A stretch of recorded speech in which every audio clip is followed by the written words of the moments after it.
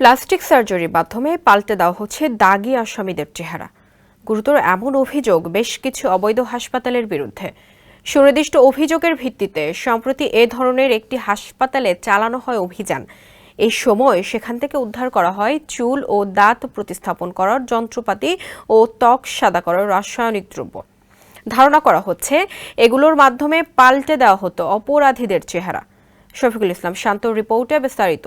অস্ত্রোপচারের মাধ্যমে অপরাধীদের চেহারা বদলে দেওয়ার এই অভিযোগ ফিলিপাইনের কয়েকটি অবৈধ হাসপাতালের বিরুদ্ধে। জানা গেছে, গ্রেফতার এড়াতে পলাতক আসামি ও বিভিন্ন অপরাধে জড়িত ব্যক্তিরা এসব হাসপাতালের দ্বারস্থ হতেন। দীর্ঘ অনুসন্ধানের পর এক প্রতিবেদনে এই খবর জানিয়েছে ব্রিটিশ সংবাদ মাধ্যম বিবিসি। ওয়ালটন ফ্রিজ কিনে অনেকের মতো আপনিও হয়ে যেতে পারেন মিলেনিয়াল। সেরা পণ্যের সেরা অফার।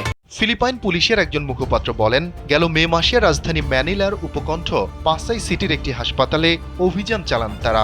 এ সময় সেখান থেকে চুল ও দাঁত প্রতিস্থাপন করার যন্ত্রপাতি এবং চামড়া সাদা করার রাসায়নিক দ্রব্য উদ্ধার করা হয়।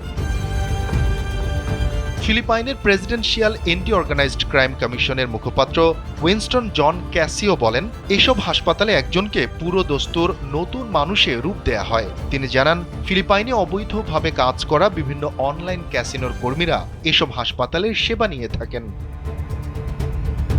কর্তৃপক্ষ জানায়, এ ধরনের আরও অন্তত 2টি হাসপাতালকে নজরে রাখা হয়েছে।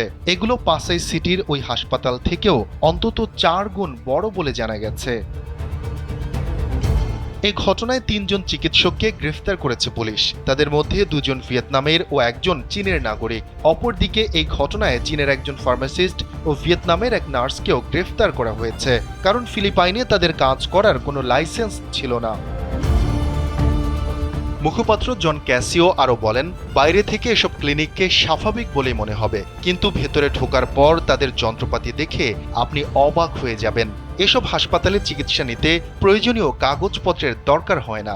আপনি পলাতক আসামি কিংবা অবৈধ বিদেশিও হতে পারেন। সাবেক প্রেসিডেন্ট রদ্রিগো দুতার্তের আমলে ফিলিপাইনে অনলাইন জুয়া ব্যাপকভাবে ছড়িয়ে পড়ে, কিন্তু বর্তমান president Ferdinando Marcos junior online জুয়ার বিরুদ্ধে কঠোর অবস্থান নিয়েছেন এবং এর বিরুদ্ধে ব্যবস্থা নিতে দেশটির আইনশৃঙ্খলা রক্ষাকারী বাহিনীকে নির্দেশ দিয়েছেন তিনি। শফিকুল ইসলাম শান্ত, কালবেলা ডেস্ক।